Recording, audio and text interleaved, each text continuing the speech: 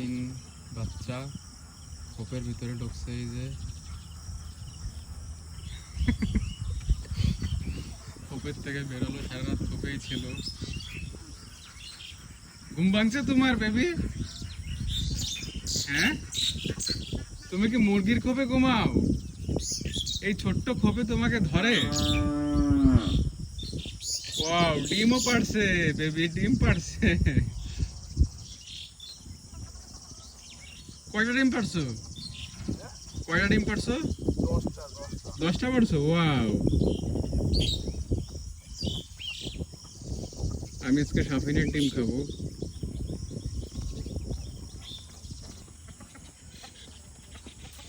বেবির ডিম বেবি নিয়ে আসতেছে।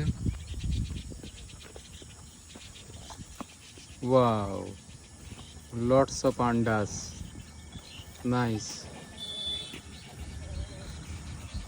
তুমি হাঁসের ডিম মুরগির ডিম দুটোই পারো? হাঁস পরে হাঁসের ডিম, মুরগি পরে মুরগির ডিম। আমি মালিক, এই জন্য আমি উঠাচ্ছি। আচ্ছা, তুমি পারো না তার মানে? আমি তোর পারতে পারবো না, ডিম তোর পারা যায় না, মানুষ পারে না ডিম। পরীক্ষার খাতায় আন্ডা লিখতে হবে।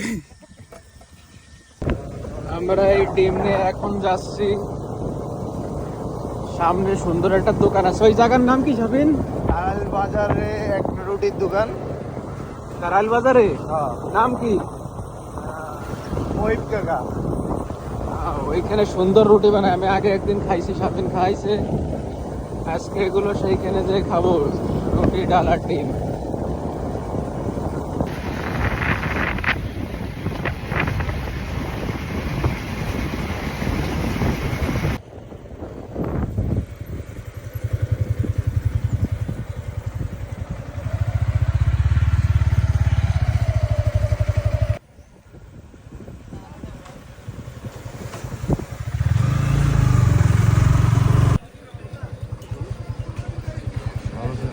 আমরা চলে আসলাম রুটি খাইতে।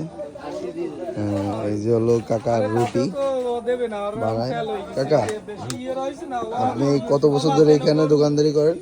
আমি হ্যাঁ, ভিডিও কলে সাইড একজনের ভাই আনছি, ভাই বুঝাইছি ভিডিও কলে সাইড দিয়ে পরে সেই বন বিভাগের লোক এসে আমার ধরছে।